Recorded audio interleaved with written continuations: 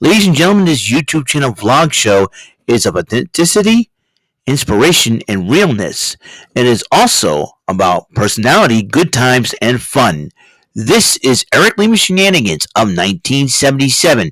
And now, here is your host of the show, Mr. Big Beefy E himself, the elder statesman of Rant and Rave, and Mr. Shenanigans himself, Eric M. Lima. Thank you very much, Mr. Announcer, sir. Well, hello there, everyone. Welcome to yet another episode of Eric Lima Shenanigans of 1977. This is the third episode of 2024, but overall, it's episode 1117 episode of Eric Lima Shenanigans in 1977. We're going to talk about the first Raw. I didn't get a chance to talk. I usually do a Raw, the video right after Raw. But there was an important meeting that I had to attend in StreamYard. It's about the Chilling 3000 Awards. Will be coming up on Martin Luther King Day this year, January 15th, 2024. Be there if you can.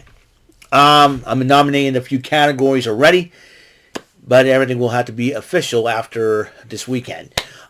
Ladies and gentlemen, actually not this weekend, the next weekend, the weekend before the award show, so check it out then. But until then, just sit back, relax, because we're going to talk about, and you're probably thinking, what, Eric, you're wearing, yep, I will explain that part, that deal, man. It was insane. This was insane. This was probably the most insane Raw. You want to know how you kick off the first Raw of the new year? Leave it to the WWE to do exactly that. And it kicked off with Becky Lynch and Nia Jax. 5 years in the making this match was. This was a heck of a matchup. Becky Lynch gave it all she got, but once again, Nia Jax did what she did 5 years ago.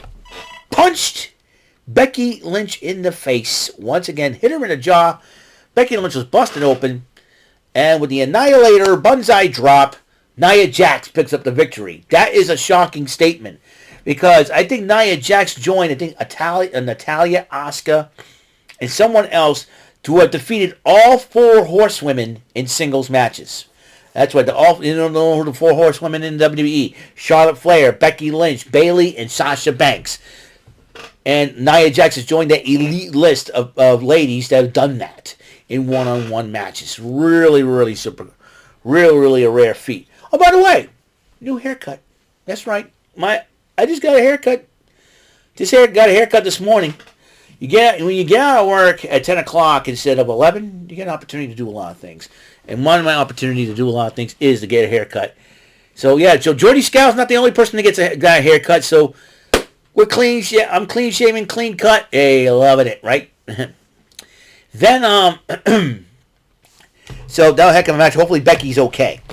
And then Cody Rhodes addresses the San Diego crowd about Shinsuke Nakamura. And Nakamura interrupts Cody Rhodes. They're going to go at it next week on Monday Night Raw. Heck of a matchup. That will be something. And two members of two of the greatest tag team rivalries in recent time in the WWE, Jey Uso and Kofi Kingston, joined forces against Imperium, the team of Ludwig Kaiser and Giovanni Vinci. By the way, Gunther was not there because Gunther, congratulations, he became a father for the very first time. Him and his wife Ginny have given birth to a child. So congratulations to the two of them. And so I think that child is going to make Gunther the longest reigning Intercontinental Champion without interruption, because the combined days that is held by Pedro Morales at 613 days. I got a good feeling that Gunther is going to surpass that. Thanks to the time off he has to spend his time with the child on paternity leave. But when he does come back, though, he better get ready for some challengers. That's for sure. But right now, Imperium is trying to get everything together, and that's what's going to. But unfortunately, a dropkick by Kofi Kingston had forced Giovanni Vinci to get some medical attention. The doctor was in the ring. Referee blew up the X. And by referee stoppage, the winning team of that match was Jey Uso and Kofi Kingston. And then Ivy Nile cut a promo on Rhea Ripley. And as Alpha Academy and the Creed brothers hype up Nile, And then you got to prepare her match against Rhea Ripley. Speaking of which, Miz TV supposed to have the guest of the Judgment Day, but their music was played and R-Truth comes out. And R-Truth says he's trying to be the PR guy. R-Truth, I cannot believe he follows me on Twitter X. It's mind blowing. When you're final week of 2023, you're looking here, you look and I'm like, holy crap. You're like final full week and it's like, holy crap, he follows me on freaking Twitter. Unbelievable. So, yeah, so R-Truth, if you're watching this, bro, you're my dog, that's for sure. You're my homeboy. R-Truth is my homeboy. I love R-Truth. and Miz and R-Truth, and no, it's Austin Truth back in 2011. Hilarious, entertaining. You're talking to invisible people again, like little Jimmy. No, is little Jimmy here? No, little Jimmy's not here. And all that. Right, and then J.D. McDonough and Dominic Mysterio. Now, this place in San Diego, Dominic Mysterio's hometown, he was booed so freaking hard. Even, it was so sad. And Archer's like, that's not right, man. He's trying to be the PR guy. R-Truth's hilarious. And Dominic and JD have fed up with R-Truth's shenanigans, no pun intended, to the point where he said, we're challenging you two for a tag team match. And he's like, okay, dog. And R-Truth again. This is some kind of strange bedfellows match. R-Truth, I can't with him. This is great. R-Truth's hilarious. And during the matchup, he's like in a neutral corner. He got caught it. The referees go. I'd be like, Truth, what are you doing? I would have said tornado tag. Let R-Truth go wherever the heck he wants. You know, it was hilarious. And in the end, the reunited Awesome Truth wins the matchup. R-Truth wins. I'm like, oh my gosh, R-Truth wins another matchup. And all the buffoonery that he does, and it's hilarious buffoonery. And I love R-Truth, and I love it when R-Truth acts like a buffoon. It's hilariously funny, because he's like, "What? Wait a minute!" It was like, keep it up, R-Truth, man. You are awesome, man. Everybody loves R-Truth. I love R-Truth. He said, "I'm trying to make Judgment Day likable." They think that whatever R-Truth has is going to rub off on Judgment Day. Might I digress? So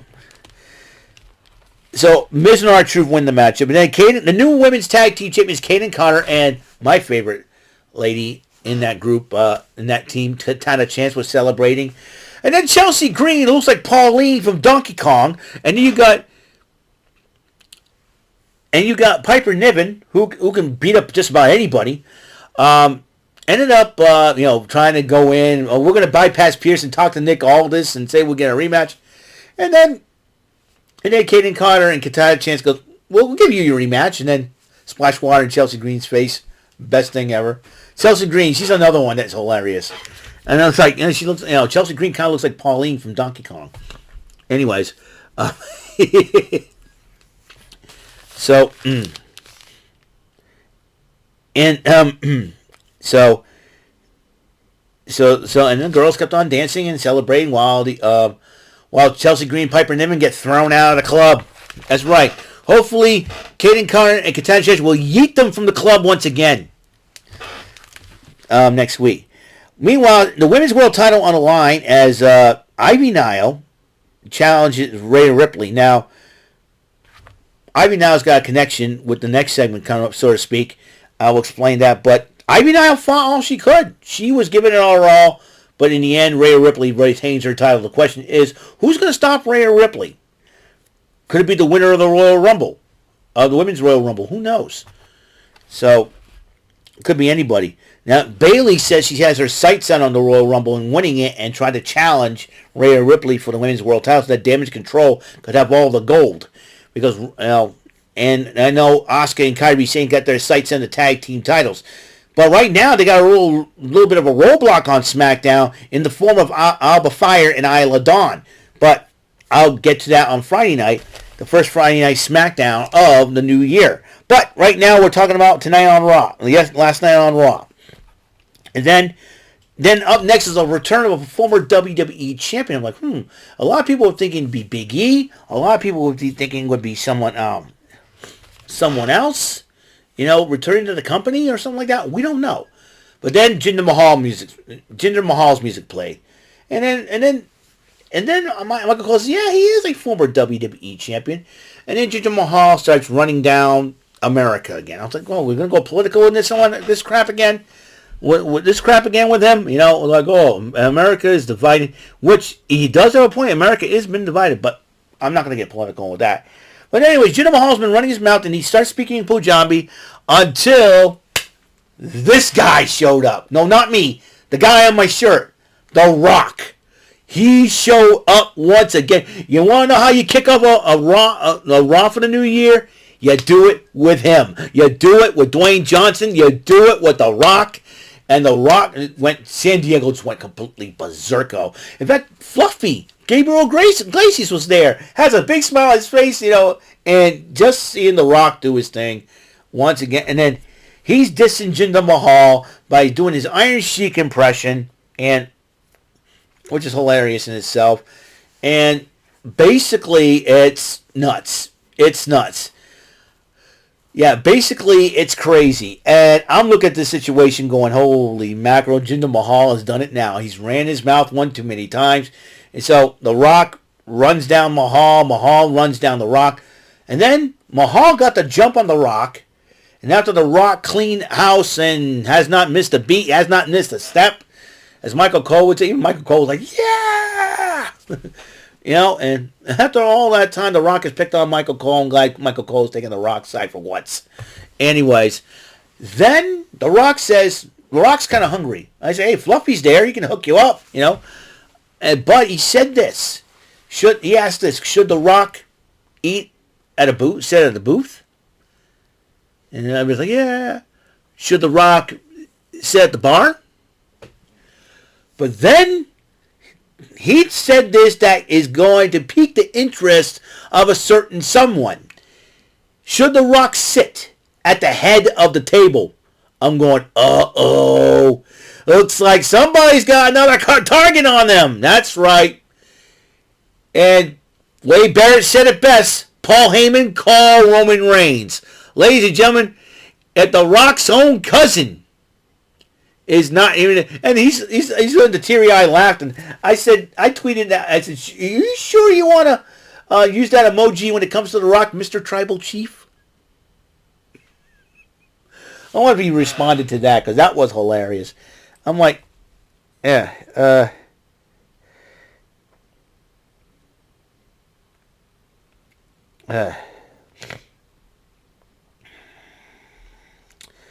okay,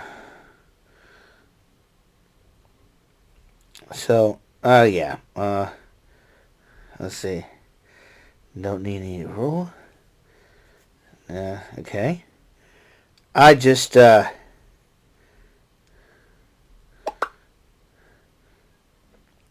see,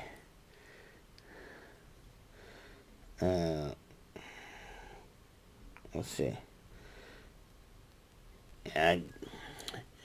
anyways,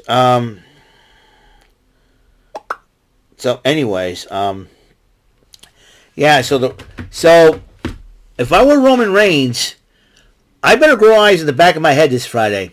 Because now you got three guys, the winner of that will face Roman Reigns at the Royal Rumble. But it seems like to me Roman's got bigger fish to fry. If you want to be the man, the tribal chief, you're going to have go up against a guy who could represent the Samoan tribe better. That would be none other than The Rock. Dwayne Johnson, come on now. I mean, Rikishi, guy follows me on Twitter as well. Love the guy. He could be the guy. But The Rock, man, come on.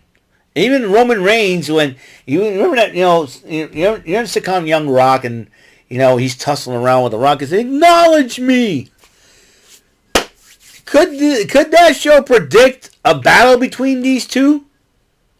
Even The Rock himself said it. The only place they're going to do battle is at WrestleMania. Could WrestleMania 40, Philadelphia, be the place where The Rock and Roman Reigns? Now, it's already been a log jam in the world title division. Yeah, CM Punk wanting the piece of it. You got Cody Rhodes wanting to finish the story. You got three guys that will be challenging him. Who knows what will happen in between now and WrestleMania. Royal Rumble season, Royal Rumble season's in full swing when you got The Rock throwing his hat in the middle of the Universal title picture. Let me tell you. So you got that deal going. So then Natalya Tegan Nox went up against Zoe Stark and Shayna Baszler. Baszler and Stark have proved themselves against Natalya and Tegan Nox, while Indy Hartwell and Candice LeRae was watching the matchup. And the World Heavyweight title was on the line. Seth Rollins against Drew McIntyre. And this was a heck of a matchup, but Damian Priest and Dominic Mysterio once again tried to attempt to cash in the Money in the Bank, but Drew McIntyre fought him off, but it distracted him to the point where Seth Rollins ends up retaining the title. Can I tell you something? You want to talk about how you kick off Monday Night, probably the New Year's Knockout Week? That's how you do it, with The Rock, the most electrifying man in sports entertainment. Come on now. Ladies and gentlemen, I'm telling you this right now. This is going to, in 2024, it's going to be insane in the membrane. And who knows if MJF is going to be re-signing with AEW. He just lost the world title to Samoa Joe. Is he coming to the WWE? If that's the case, but I heard he signed a brand new deal. But then again, who knows? Unless they're using it as a storyline. So it is going to be some crazy moments happening in the WWE. Some crazy moments happening in WWE. There's rumors that Andrade is coming back to the WWE. Shawn Spears going back under the guise of Ty Dillinger with 10. Will he enter the Royal Rumble at number 10 again? Who totally knows? So you got that going. I gotta tell you, it's been an insane Monday Night Raw. Yeah, so I'm totally excited about that. So that is all the time we have on episode 1117 of Eric Lima Shenanigans of 1977. Thank you for tuning in. So, until the next episode comes rolling around, Mr. Announcer, take us home. But before we go out, hey, next up, Trebek Tuesday, the first Trebek Tuesday of 2024. Take us home, Mr. Announcer. This concludes today's episode. This is Mr. Lima speaking for Eric Lima Shenanigans of 1977.